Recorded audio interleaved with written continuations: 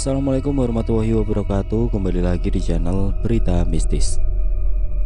Di kisah kali ini masih melanjutkan dari kisah yang sebelumnya, sebuah kisah nyata yang berjudul Rumah Dinas.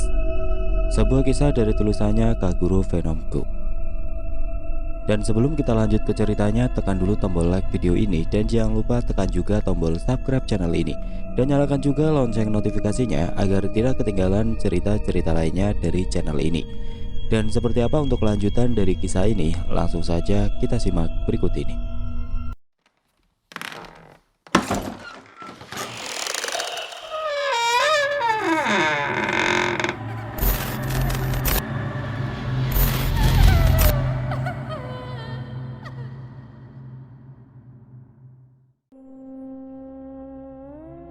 Bulan demi bulan telah aku lewati, dan hantu-hantu itu tetap saja terus menggangguku. Tidak terasa saat ini sudah memasuki tahun kedua aku menempati rumah dinas ini. Memang sampai saat ini hantu-hantu yang menggangguku itu hanya sekedar menakut-nakutiku saja.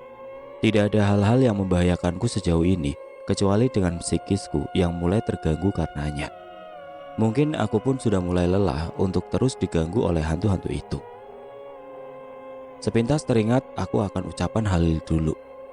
Kalau kamu mau hantu-hantu itu tidak mengganggumu lagi, carilah sumbernya. Mengapa hantu-hantu itu terus mengganggumu? Bukannya aku tidak ingin mencari sumbernya selama beberapa bulan belakangan ini. Hanya saja aku terlalu takut dan terlalu kecil untuk itu. Aku tidak bisa membayangkan untuk pergi ke pintu yang telah terbuka dari kuncinya itu. Bagaimana jika saat aku ke sana, tiba-tiba pintu itu terkunci, lalu aku dijadikan makanan oleh para hantu itu? Sungguh menyeramkan. Lebih baik aku ditakut-takuti oleh hantu-hantu itu ketimbang harus jadi makan malam mereka. Paling tidak, mereka tidak mencelakaiku, pikirku saat itu. Tapi sepertinya aku salah menduga dalam menilai mereka. Hantu-hantu itu tidak sebaik yang aku harapkan. Karena sekali hantu tetap hantu bukan? Aku sangat ingat sekali akan kejadian itu. Tepat pada malam Jumat, kurang lebih pada jam 8 malam, aku dan keluargaku sedang berkumpul di ruang keluarga yang untuk sekedar berbincang-bincang sembari menonton film action yang ada di salah satu channel TV swasta. Kondisi ruang keluarga pada saat itu merupakan ruangan yang paling terang daripada ruangan lainnya. Karena untuk ruang dapur dan ruang tamu, cahaya lampu itu sudah kami matikan sebelumnya. Sedangkan pintu rumah kami yang terletak di ruang tamu masih kami biarkan terbuka sedikit. Lokasi ruang keluarga dan ruang tamu itu tidaklah jauh. Jaraknya hanya sekitar 10 langkah kakiku saja. Pintu rumah itu memang biasanya kami buka sedikit. Mungkin karena kami sudah terbiasa membuka pintu rumah itu seperti rumah lama yang kami tinggali.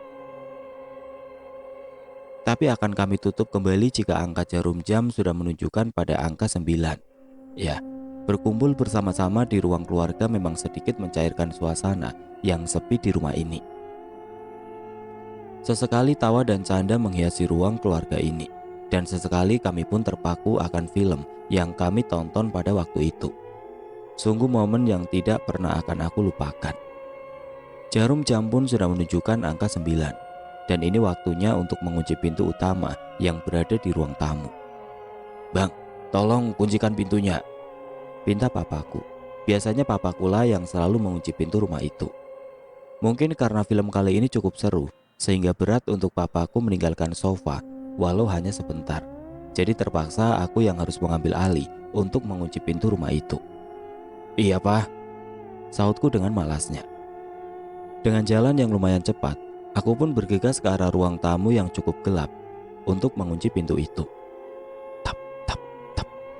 Ketika aku tepat berdiri di depan pintu itu, pada langkah kakiku yang terakhir, tiba-tiba aku mendengar suara krauk, tepat berada di bawah kakiku. Aku pun langsung berteriak kesakitan dan seketika aku pun terduduk. Dengan sigapnya keluargaku berlari kecil ke arah ruang tamu itu. "Kenapa, Bang?" tanya papaku dengan raut wajah yang bingung. "Nggak tahu, kaki Val sakit kayak habis nginjak sesuatu." Mendengar penjelasan singkatku itu, papaku lalu meminta mamaku untuk menghidupkan lampu ruang tamu yang berada di pojok dinding. "Astagfirullah, kok bisa kayak gini, Bang?"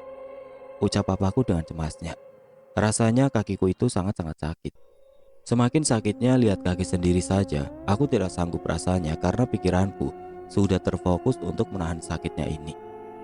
"Ma, cepat ambil air dingin, bengkak gini kakinya." Mama dan adikku pun sibuk untuk mengambil air es ke dapur, sedangkan papaku mencoba untuk menenangkanku yang kesakitan kala itu. "Pah, kaki Val kenapa, Pah? Sakit kali ini." Lalu papaku pun menopangku berdiri untuk dipindahkan ke sofa yang berada di ruang tamu itu. "Abang injak tawon nih." Lantas aku pun melirik lantai yang berada di dekat pintu itu. Dan yang benar saja, aku melihat seekor tawon berukuran besar terbaring di sana. Aku pun makin panik dan jeritanku semakin besar. "Pah, ini airnya." Lalu bapakku pun memegang kakiku dan memasukkannya ke dalam air yang sudah diisi es itu. "Bang, tenang. Ini lagi diobatin," ujar mamaku sembari menenangkanku yang sedang panik itu. "Ini sakitnya menyengat, Mah. Sakit kali." Aku hanya bisa memejamkan mataku sembari mengeluh kesakitan. Sudah 5 menit kakiku direndam oleh air es itu, tapi tidak ada perubahan. Sakitku malah semakin menjadi-jadi.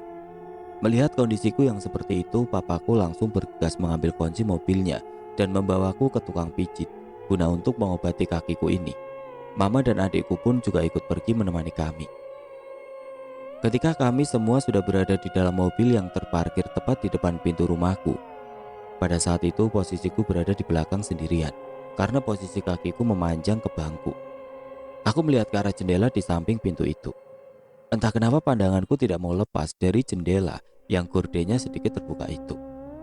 Aku memang tidak melihat apapun di jendela itu, tapi anehnya, aku merasakan seperti ada yang sedang memperhatikanku dari jendela itu. Semakin mobil ini menuju ke gerbang depan rumah itu, semakin tajamlah pandanganku untuk melihat ke arah jendela itu sembari menahan sakitnya. Entah tekanan apa yang aku rasakan pada saat itu, aku seperti benar-benar diperhatikan dan ditertawakan dari arah jendela itu. Suasana lingkungan yang gelap dan dikelilingi oleh pohon beringin yang sudah berusia puluhan tahun lamanya menambah suasana yang sangat mengerikan itu. Apakah ini ulah mereka, hantu-hantu yang selama ini menakut-nakutiku? Tapi kenapa? Kata Halil saja mereka hanya menakut-nakutiku saja, tidak sampai mencelakaiku. Ataukah mereka marah kepadaku karena aku sudah mulai terbiasa dengan kehadiran mereka pada malam-malam itu? Atau sejatinya mereka memanglah hantu yang jahat, yang menunggu waktu untuk bisa mencelakaiku? Malam itu aku pun dibawa oleh keluargaku ke tempat tukang pijat yang tempatnya tidak jauh berada di belakang gang sekolahku. Sesampainya di sana aku pun menunggu antrian giliranku. Malam itu jarum jam sudah menunjukkan ke angka setengah 10. Namun orang yang mengantri untuk pijat pun masih cukup ramai. Aku pun duduk bersama orang-orang yang mengantri itu sembari menahan rasa sakit yang tidak tertahankan ini. Kakiku pada saat itu rasanya benar-benar panas, sekaligus sangat sakit untuk digerakkan. Ditambah lagi bengkaknya yang semakin menjadi-jadi, membuatku semakin cemas. Belum sampai antrianku dipanggil, tiba-tiba orang yang duduk di sampingku menanyakan mengenai kakiku itu. "Nak, kenapa kakinya kok bisa sebengkak itu?" tanya kakek yang sudah berumur ini. "Ini kek digigit sama lebah barusan," jawabku sembari menahan rasa sakit yang menyengat ini. "Pasti lebah jadi-jadian ya nak," ucap kakek itu. Mendengar perkataannya aku hanya bisa terdiam saat itu. Rasanya semenjak aku menempati rumah dinas ini banyak sekali hal-hal yang mistis yang terjadi di hidupku. Dari penampakan hantu hingga kakek-kakek yang seolah tahu mengapa kakiku menjadi bengkak seperti ini. Giliranku pun tiba. Aku pun maju ke depan untuk mendapatkan pengobatan dari tukang pijat tersebut. Perlahan-lahan tukang pijat itu mengoleskan minyak urutnya ke bagian kakiku yang bengkak itu. Rasa sakit pun aku tahan sembari merasakan pijatan dari tukang pijat itu. "Untuk beberapa hari ini kamu diamin aja kakimu di rumah ya. Jangan banyak gerak-gerak dulu," ucapnya sembari mengakhiri pijatan tersebut. "Berarti nggak bisa sekolah dulu ya Pak?" Tukang pijat itu pun mengangguk-anggukkan kepalanya. Lantas aku pun sedikit senang karena aku bisa libur dari sekolah untuk beberapa hari ini. Ya, hitung-hitung mengistirahatkan bebanku dari tugas-tugas yang diberikan guru di sekolah. Setelah proses pijat memijat pun selesai, aku bersama keluargaku pun kembali ke rumah dengan kondisi kakiku yang sudah tidak sesakit tadi. Selama di mobil aku selalu teringat akan perkataan kakek itu. Lebah jadi-jadian ya nak. Terus mengiang-iang di kepalaku. Ingin aku membantah perkataan kakek itu bahwa ini tidak ada hubungannya dengan hantu-hantu itu. Tapi dengan apa yang aku rasakan di jendela itu, aku pun sedikit susah untuk menyalahkan perkataan kakek itu. Setibanya aku di rumah, aku pun ingin memastikan tentang lebah itu. Apakah benar apa yang dikatakan kakek itu, bahwa lebah itu adalah lebah jadi-jadian? Setelah papaku membukakan pintu rumah itu, aku pun turun sembari berjalan dengan melompat-lompat dengan satu kakiku menuju ruang tamu itu. Yang benar saja, lebah yang tadinya aku injak seolah menghilang dalam sekejap. "Pah, tawon tadi hilang?" tanyaku sembari melihat-lihat ke bawah lantai. "Udah terbang kali bang," jawab papaku. Padahal aku yakin lebah yang aku injak itu sudah mati karena pijakanku. "Gak mungkin terbang, tadi aja udah mati," bantahku dalam hati.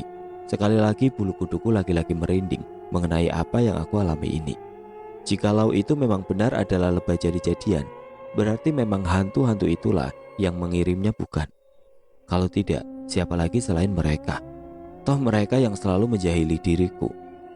Malam itu aku pun mengesampingkan sejenak pikiran-pikiran gilaku tersebut dan lebih memperhatikan mengenai kondisi kakiku lumayan sakit ini. Hari-hari liburku yang baru aku jalankan selama 3 hari itu, aku isi dengan tidur-tiduran seharian di rumah ini. Sesekali aku memainkan PlayStation kesukaanku hingga aku pun tidak menyadari bahwa hari sudah mulai siang. Aku mendengar suara dari perutku yang menandakan bahwa sepertinya perutku sudah mulai lapar.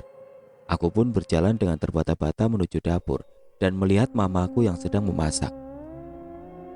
"Tunggu sebentar ya, sambelnya sedang dimasak bang," ucap mamaku sekiranya mamaku sudah tahu bahwa perutku ini sudah meronta-ronta untuk meminta makanannya. Aku pun duduk di ruang makan yang jaraknya hanya seberapa langkah dengan ruang dapur tersebut, sembari menikmati aroma ikan goreng yang sedang dimasak oleh mamaku itu. Duh, harumnya. Ketika sedang asik-asiknya aku menikmati aroma khas itu, tiba-tiba pandanganku kembali tertuju kepada pintu yang sudah tidak terkunci itu. Entah angin apa yang membawaku pada saat itu, tiba-tiba badanku rasanya ingin sekali mendekati pintu itu. Dengan jalan yang agak pincang, aku pun perlahan mendekati pintu yang berada pada ruang dapur bagian belakang tersebut. Pada saat itu setengah pikiranku kosong dan hanya mengikuti kehendak tubuhku saja yang ingin berjalan ke sana. Sisi gelap ruangan dapur belakang ini aku telusuri perlahan-lahan menuju pintu itu. Ketika aku telah benar-benar berada di depan pintu itu, aku pun berhenti sejenak. Sembari menyadarkan setengah pikiranku yang kosong ini, sekilas aku lihat sisi pintu ini dari bawah hingga ke atas. Aku berpikir keras pada waktu itu. Apa yang aneh dengan pintu ini ya? Tanyaku dalam hati. Tiba-tiba, tok tok tok. Aku pun dikejutkan dengan suara bunyi pintu yang diketok dengan pelan namun cepat itu. Tanpa pikir panjang, aku pun langsung berlari ke arah dapur. Dan tanpa aku sadari, aku pun melupakan mengenai kakiku yang pincang pada saat itu. "Bang, makanannya udah siap nih, makanlah lagi," suruh mamaku yang melihatku berlari-lari dari arah dapur belakang. "Ah iya mah," jawabku dengan nafas yang terengah-engah sambil menyembunyikan ketakutanku itu. Aku tidak ingin mamaku tahu mengenai apa yang aku alami sebentar ini. Karena itu hanya bisa mencelakakan dirinya nanti. Sebagaimana apa yang dikatakan Khalil pada waktu itu. Aku pun mengambil nasi dan sambelku lalu bergegas menuju ke kamarku. Tadi itu siapa yang mengetuk? Bulu kuduku berdiri, badanku pun bergetar, tetapi aku berusaha untuk tetap tenang agar mamaku tidak curiga padaku. Mengapa aku sangat ketakutan begini? Sembari itu aku terus melahap makanan yang telah terhidang ini dengan perlahan. Aku berpikir, masa iya ada hantu siang-siang begini? Tidak lama setelah itu aku pun mencoba untuk menanyakan kembali kepada diriku dan mengingat-ingat apa yang telah terjadi. Kalau bukan hantu, pasti Bang Ewo. Hanya 2 pilihan itu sih. Tapi kalau itu memang Bang Ewo, kenapa dia kesini lagi? Apa belum kapok ya kena marah papaku waktu itu? Pikirku lagi. Masih ada kemungkinan bahwa Bang Ewo lah yang mengetuk pintu itu guna untuk menakut-nakutiku. Karena selama ini Bang Ewo itu memang terkenal suka menjahiliku. Tapi aku pun tidak ingin terlalu menuduh Bang Ewo lah pelakunya sebelum aku benar-benar melihatnya dengan mataku sendiri. Besok, aku harus sekolah dan menanyakan hal ini kepada Holil, pungkasku dalam hati. Siang pun berlalu, dan malam ini merupakan malam Jumat yang mana sebagian orang mempercayai bahwa hantu-hantu banyak yang keluar pada malam ini. Namun tidak dengan hantu di rumah ini. Setelah sekian lama hantu-hantu ini menakut-nakutiku dengan suara-suara yang mereka buat pada malam-malam biasanya. Hantu itu selalu tidak menampakkan dirinya ketika malam Jumat telah datang. Apa mereka benar-benar hantu ya? Tapi kok rasanya berbeda dengan hantu-hantu yang dibicarakan kebanyakan orang? Tapi, aku sungguh beruntung karena aku tahu mereka tidak akan muncul pada malam ini. Setidaknya aku bisa tidur terlelap dengan tenang. Walau begitu aku tetap masih penasaran dengan ketukan tadi siang itu. Dan hasil itu membuatku menjadi kepikiran hingga larut malam. Besoknya aku pun memutuskan untuk pergi ke sekolah, walau orang tuaku masih menyuruhku untuk beristirahat di rumah. Tetapi rasa penasaranku lebih besar daripada egoku untuk tetap mengambil libur. Sesampainya di sekolah, aku pun langsung berjalan menuju ke kelas dengan cepatnya sembari melihat ke arah kanan dan ke kiri. Mana Holil? Belum datang ya kayaknya. Melihat Holil yang ternyata belum datang, aku pun mengambil posisi dudukku sembari menunggu kedatangan Holil tersebut. Menit demi menit pun berlalu, sampai bel sekolah pun berbunyi, yang bertanda bahwa mata pelajaran pertama akan segera dimulai. Lah, nggak biasanya Holil terlambat seperti ini. Lalu aku pun berbisik ke anak kelas yang ada di sampingku. Nok, tumben Khalil telat ya? Telat? Enggak lah Val, dia kan udah beberapa hari ini nggak hadir. Aku pun terkejut mendengar pernyataan dari anak kelas itu.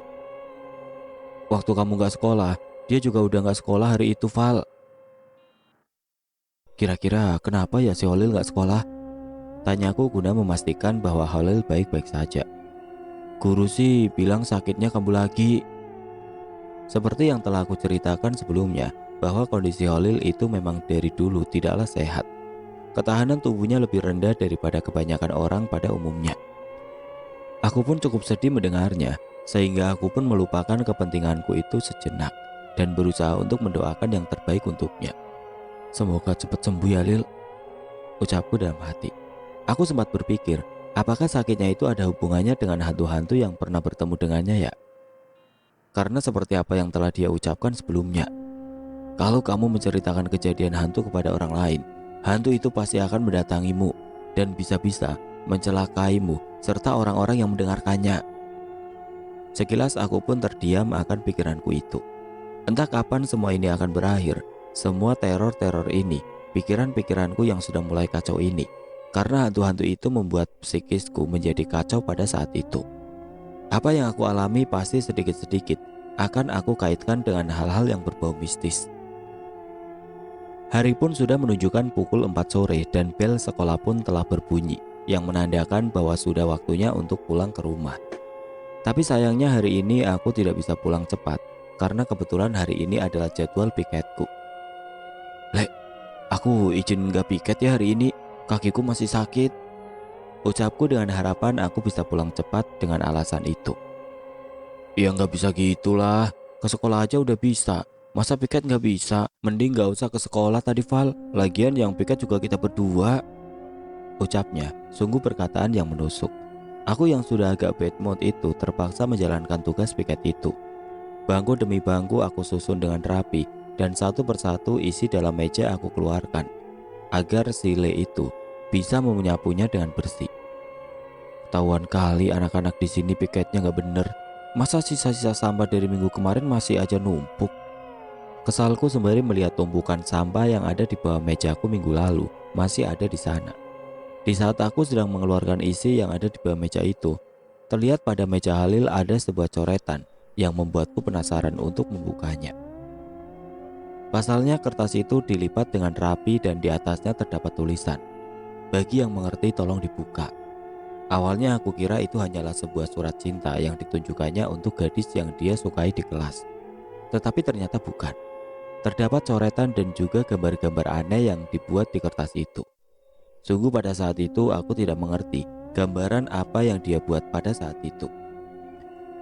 Terlihat seperti teka-teki Dan juga sepertinya surat itu ditunjukkan bagi seseorang yang mengerti akan hal itu dengan harapan bisa memecahkannya. Jujur, aku sama sekali tidak mengerti apa yang digambar oleh hal-hal itu. Mungkin surat itu tidak ditunjukkan bukanlah untukku, melainkan untuk orang lain, gumamku pada saat itu. Kalau itu untuk orang lain, sepertinya juga tidak mungkin. Kertas ini dibuat pasti dari sebelum dia sakit, dan itu sudah dari beberapa hari yang lalu. Tapi sampai sekarang belum ada yang menyentuh apalagi membaca surat ini selain diriku. Karena kalau sudah ada yang menyentuh surat ini, pasti akan dibawanya pulang. Analisisku pada saat itu, lagi pula gambaran itu cukup menyeramkan untuk dia berikan kepada orang lain. Setelah aku tiba di rumah, aku pun langsung mengambil gambar yang telah aku bawa dari sekolah itu.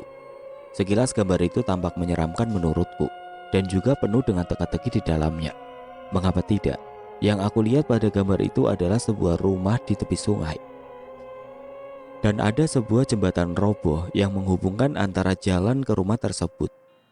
Suasananya pun dibuat pada malam hari, tampak bintang dan bulan yang menghiasi langit itu. Lalu ada seorang anak yang sedang berdiri di seberang jalan dekat dengan jembatan roboh itu, sembari melihat ke arah rumah tersebut.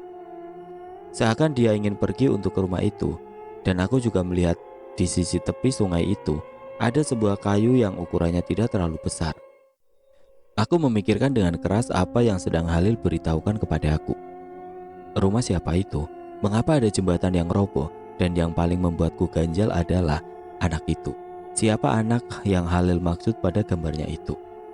Seharian aku memikirkan teka-teki itu dengan amat keras. Tapi hasil yang aku dapatkan nihil. Tidak satupun di antara teka-teki itu terjawab olehku. Aku pun sempat putus asa dibuatnya. Dan yang jauh lebih penting lagi adalah bagaimana dengan keadaan Halil di sana? Apakah dia baik-baik saja atau sedang dalam bahaya? Dan di mana dia sekarang? Tidak kusangka hari yang senja sudah berubah menjadi gelap gulita. Dan terdengar mamaku yang memanggilku untuk mengajakku makan malam. Aku pun memutuskan untuk menjawab panggilan itu dan mengesampingkan teka-teki yang membuat kepalaku pusing 7 keliling ini. Lagi pula perutku juga sudah sangat lapar karenanya. Selesai makan malam, selesai aku santap, aku pun kembali ke kamarku untuk menyelesaikan teka-teki ini. Hingga jarum jam telah menunjukkan angka 10. Aku menyerah. Benar-benar teka-teki yang sulit bagiku. Apa yang sebenarnya ingin Halil beritahukan kepada aku, dan mengapa harus teka-teki? Seharusnya dia tahu aku paling bodoh dalam menyelesaikan teka-teki, apalagi memikirkan sesuatu perkara yang sama sekali aku tidak mengerti. Dengan keputusasaan itu, aku pun menutup lembaran kertas ini dan memasukkannya kembali ke dalam ranselku. Dan kantuk pun mulai menyelimuti tubuhku. Malam itu aku berbaring seperti malam-malam biasanya. Dan terkadang masih terdengar langkah-langkah kaki yang berlari-lari kecil itu, lengkap dengan gesekan antara wajan dengan spatula. Sudah beberapa bulan ini aku selalu mendengar suara-suara aneh itu, dan sepertinya aku sudah mulai terbiasa dengannya. Aku pun sudah mulai tidak penasaran lagi dan memilih untuk tidak melihat bayangan-bayangan itu lewat ventilasi pintu tersebut. Mungkin kalau aku mengabaikan mereka, mereka akan berhenti dengan sendirinya, pikirku dalam hati. Dan aku pun mencoba untuk rileks dan memejamkan mataku ini. Sungguh lelah hari ini, semakin lelahnya mereka pun terabaikan olehku. Mungkin aku tertolong oleh teka-teki yang membuatku sedikit tidak peduli dengan kehadiran mereka. Paginya aku pun pergi ke sekolah seperti biasanya, dan hari itu pun aku masih berharap bahwa Halil sudah sembuh dari sakit yang dideritanya itu. Tapi sayangnya harapan hanyalah sekedar harap. Hari ini pun Halil belum menampakkan batang hidungnya di sekolah ini. Padahal aku ingin menanyakan maksud dari gambar-gambarnya tersebut. Pernah terpintas di benakku, apa jadinya jika aku memberitahukan teka-teki ini kepada si Iki? Iki merupakan anak kelasku yang cukup dekat juga dengan Halil, dan dia pun terkenal di sekolah ini sebagai pemecah teka-teki terbaik. Karena dia sering sekali memecahkan teka-teki kuis-kuis soal yang diberikan oleh guru, mungkin dia juga bisa memecahkan teka-teki gambar yang menyeramkan ini. Tapi aku urungkan niatku untuk itu, karena aku tidak tahu bahaya apa yang akan menghampiri Iki jika sampai dia tahu mengenai gambar-gambar yang menyeramkan ini. Terpaksa harus aku yang memecahkannya sendiri, karena mungkin ada sebuah jawaban yang bisa aku temukan pada gambar-gambar ini. Hari-hari pun berlalu, usaha kerasku, pikiran tajamku pun nampaknya tidak ada hasil. Atau mungkin hanya aku saja yang terlalu bodoh dalam menyelesaikan teka-teki itu. Yang membuat setiap malam-malamku menjadi terasa melelahkan karenanya. Perang pikiran ini ternyata sangat melelahkan ketimbang berurusan dengan para hantu itu. Yang akibatnya, aku pun mulai terbiasa dengan suara-suara aneh itu karena tubuhku ini telah lelah pada sorenya untuk memikirkan gambar-gambar aneh ini. Dan pada saat itu juga, Halil belum ada kabar beritanya. Bahkan guru pun sepertinya sudah melupakan Halil karena setiap guruku membacakan daftar kehadiran siswa. Nama Halil selalu dilampauinya. Aku sudah lelah dengan teka-teki ini. Aku menyerah. Itulah keputusan yang aku buat pada saat itu. Daripada menyiksa pikiranku lebih lama lagi, sebaiknya aku hentikan saja. Karena memang aku bukanlah tipe pemikir. Tugas-tugas sekolahku saja sudah membuat kepalaku cukup pusing, apalagi teka-teki ini. Minggu pun telah tiba. Paginya aku memutuskan untuk mencari tahu sebenarnya tentang siapa yang mengetok-ngetok pintu itu pada hari-hari sebelumnya. Karena aku masih penasaran. Semenjak ketukan itu dan tentang surat dari Holil itu, aku belum sempat untuk mengecek siapa yang ada di balik pintu itu. Tapi jika memang Bang Ewo, pastilah mamaku akan terheran-heran kembali karena sambalnya yang hilang satu persatu. Tapi beberapa hari kemarin sepertinya mamaku tidak terlihat mengeluh sedikit pun. Apa Bang Ewo puasa ya? Mungkin karena takut dimarahin lagi, atau malah bawa makanannya sendiri ya dari rumahnya. Pikirku pada saat itu. Entah kenapa aku merasa tidak terlalu takut lagi untuk menjelajahi ruangan belakang itu. Mungkin karena beberapa hari ini aku mengerjakan teka-teki Halil itu ya. Seakan melupakanku mengenai hal-hal yang menyeramkan di rumah ini. Hantu yang biasanya menakutiku pada malam-malam biasanya saja aku abaikan karena lelahnya. Aku pun bergegas menuju ruangan dapur yang ada di paling belakang. Dan dengan jantung yang sedikit deg-degan, aku pun perlahan membuka pintu itu. Ya, pintu yang menghubungkan awal dari semua masalah di rumah ini. Aku pun menuju ruangan dapur yang ada di paling belakang. Dan dengan jantung yang sedikit deg-degan, aku pun perlahan membuka pintu itu. Ya, pintu yang menghubungkan awal dari semua masalah di rumah ini. Di saat aku membuka pintu itu, sekilas hawa yang ada di sekitarku menjadi mencekam. Bulu kuduku perlahan berdiri dan langkahku kian memberat. Ketika aku telah berada di ruangan tersebut, aku pun melihat tepat di depanku sebuah pohon yang dipagari di sekelilingnya. Aku pun sejenak terdiam ketika melihat pohon itu. Rasanya aku menjadi tenang di saat aku melihat pohon tersebut.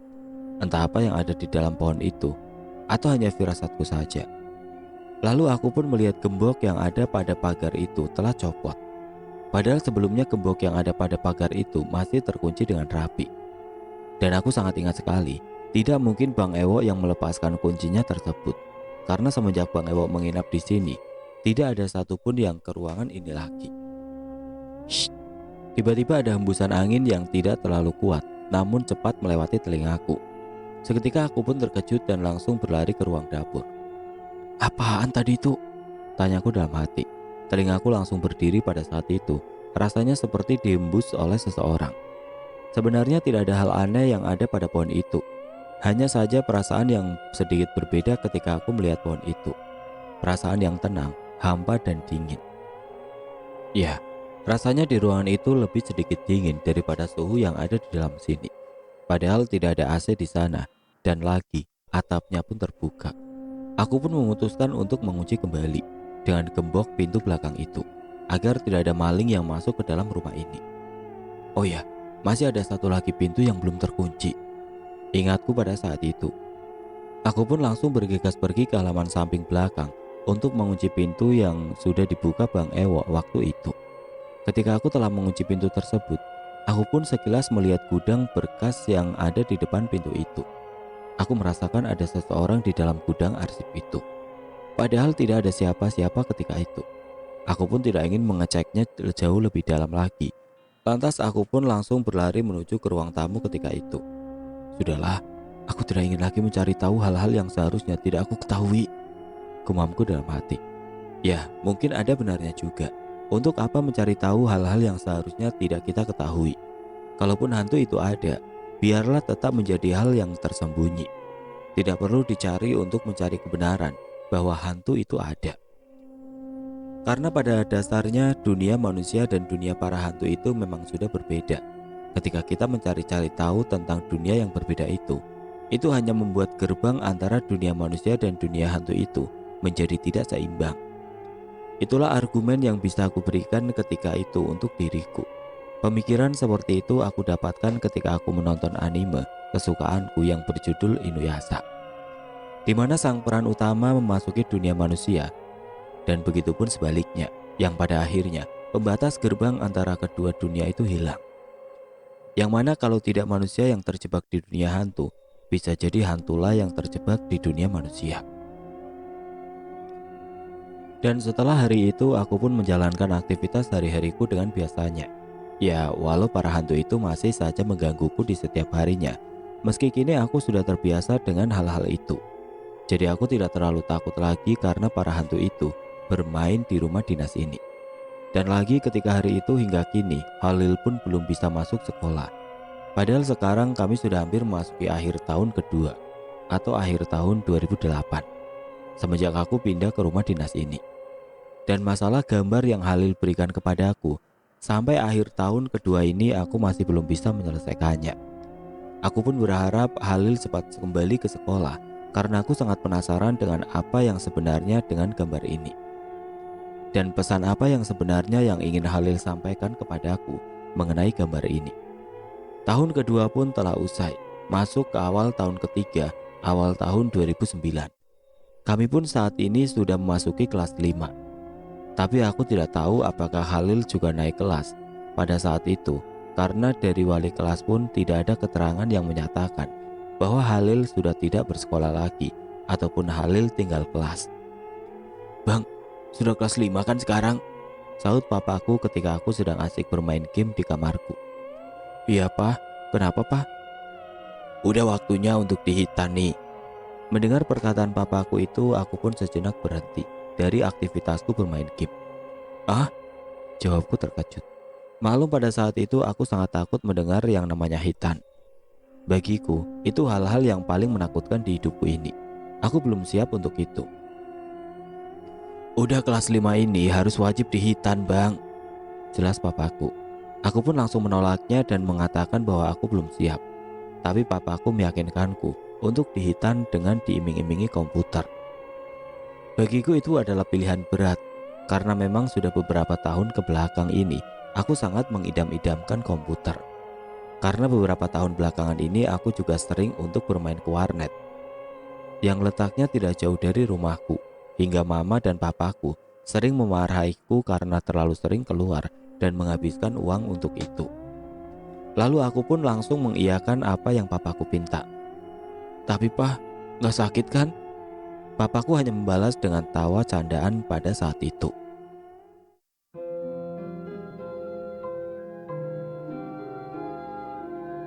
Oke teman-teman, sampai di sini dulu ceritanya. Nantikan kelanjutan kisah ini di video berikutnya. Agar tidak ketinggalan, klik tombol subscribe channel ini dan nyalakan lonceng notifikasinya. Wassalamualaikum warahmatullahi wabarakatuh.